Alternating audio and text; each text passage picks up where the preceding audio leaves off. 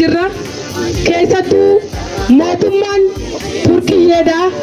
Pirezidaantiin Erdogan marsaa lammaffaadhaaf filamuudhaaf uummanni Itoophiyaadha.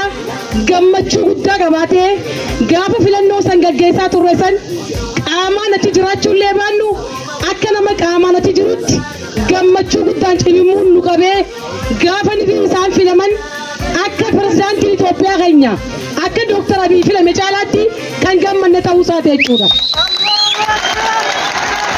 Bu'anii biyya biraa keessatti gabbu'anii uummataaf hojii gaarii hojii boonsaa hojjechaa pirezidaantiin kun lammaffaa gaafa filamu baay'ee gammannee baay'ee utaallee baay'ee uummata keenyaaf illee seenaa addaa akka isaan galmeessan godhaa turre jechuudha.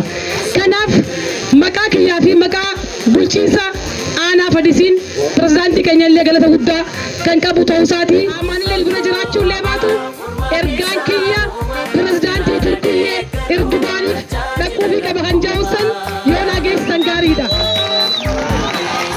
Guyyaa sana qabeessaa gisee jennu keessattuu uummanni Fadis rakkoo bulchiinsa gaarii hammaataa kan isaan qaban tokkoffaa irratti rakkoo bishaaniiti jechuudha. Namni waa'ee rakkoo bishaanii kan beekne hin jiru jechuudha. Dhugaa dubbachuudhaaf Fadis qabeenya guddaa qabdi, lafa guddaa qabdi, riisoorsii humna bal'aa qabdi jechuudha. Rakkoon yeroo dheeraadhaaf rakkoo bishaan dhugaatiiti. Bishaan dhugaatii kana dubartoonni keenya keessattuu haati siinqeedhaa daa'imman keenya barnoota dhiisanii sa'a kiiloomeetira fagoodhaa deemanii dubartiin osoo garaa qabdu daa'imman shamarranii barnoota dhiisanii karaa fagoodhaa bishaan fidanii fi barnoota illee dhabaa turan jechuudha. Kanaaf rakkoo bulchiinsa gaarii kana keenyatti qabnu inni ijoodhaa inni tokkoffaadha. Maal jechuun addaan baasuudhaan bishaan ta'uusaa hubannee jirra jechuudha.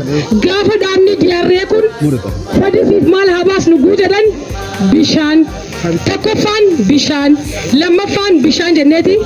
Dhaabni kun iddoo kanatti argamee baay'ina araddaatiin akkaanaa keenyaatti araddaan malkaa jechuun garee 57 uummanni aanaa Fadis araddaa 19 fi magaalaa lamaan qabnu keessaa baay'inni uummataa tokkoffaan araddaa malkaati waan ta'eef dhaabbanni diyaarree kun pirezidaantiin Turkiyyee keenya kun yoo asitti bishaan kana nuuf baase hawaasa uummata aanaa keenyaa parsantaa cinaa ol obaasnee jirra jenneeti araddaa kana filannee jirra jechuudha.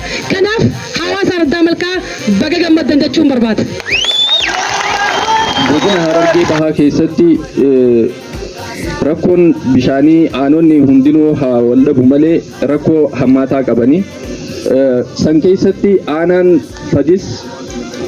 Fadis qofallee otoo hin ta'in aanaan ollaa keessanii aanaan miidhagaatillee godina keenya keessatti rakkoo bishaan hammaataadhaan aanota beekamanii kanaan wal qabatee mootummaan kallattii garaagaraatiin rakkoo bishaan dhugaatii kana furuudhaaf kallattiin qabatee itti deemaa ture jira. Rakkoo bishaan dhugaatii aanaa Fadis furuudhaaf bulchiinsi akkuma bulchiinsa godina Harargee Bahaa aanaan Fadis addatti aanota godina keenyaa keessaa gama isaaniitiin bajeta idileedhaan piroojeektoota garaagaraa qabanii bara dabre boolla piroojeektii 4 qotanii kan jiranii fi bara kana akkasuma boolla bishaan dhugaatiidhaa 3 qotanii kan jiran yoo ta'u isa kana keessaa inni arraan tana irratti sagantaan eebaatiif sagantaan gammachuu guyyaa arraan tanaa kun irratti qoodachaa jirru kun isa tokko ta'uu isaati. Piroojeektichi dhaabbata DRA'tiin kan hojjetame yoo ta'u solar water pumpidha. Solar water pumpin wantoota garagaraa bu'aa garagaraati qaba water electrification irraa addatti jechuu. Jenereeteraan yoo ta'u baasii guddaadha qaba. Haa ta'u garuu solar water pumping kuni gatiin inni gartee boba'aadhaaf baasisu suphaadhaaf wanni inni baasisu hedduu gad bu'aadha almost nal jechuu dandeenya. Kanaaf haala gaariidhaan piroojeektii hojjetamee fi piroojeektii qarshiin guddaan itti ba'ee yoo xiqqaate tilmaamni isaa gara miliyoona 4 fi 5 jidduutti tilmaamamu. Kanaaf hawaasni araddaa malkaa ganda shaanqoodhaa addatti carraa qabdan. Assalamu alaikum.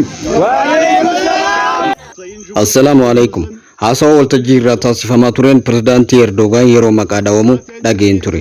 Nuus har'aas salaamtaa isaa isin biraan ga'uuf dhufne.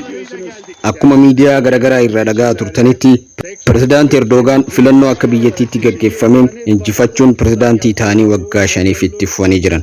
Kun waan nama gammachiisudha.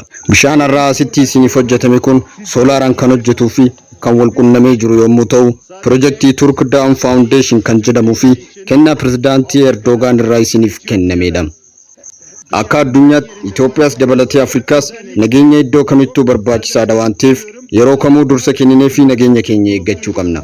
Hirmaattota sagantaa guyyaa har'aa irratti ijoollee baay'ee yeroo hirmaatan natti mul'ata. Keessattuu ijoollee gammachuu qaban ibsachuuf haala kanaan bahanii yeroo hirmaatan. Akkuma beekamu naannoo keessanitti rakkoo bishaanii hammaataa ture.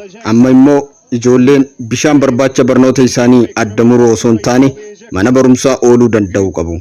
Sagantaa guyyaa har'aa irratti jaalala Turkiif qabdan ibsachuun gammachuu isin irratti arguu kiyyaaf baay'ee natti toleera. Wanti akka waliigalaatti akkanaaf hubattan barbaadu yoo jiraate gammachuun keessan gammachuu keenya, miidhaan keessan immoo nuus nu dhukkubsa. Kana akka hin daganne ibsuu koof gammachuutu natti dhaga'ama. Hojii kana dhufnee carraa argameen asitti akka hojjennuuf haala nu mijeessuun guyyaa kanaaf kan nagaan muummeen ministeera Itoophiyaa Dr. Abiy Ahmed galatoonfachuun fedha.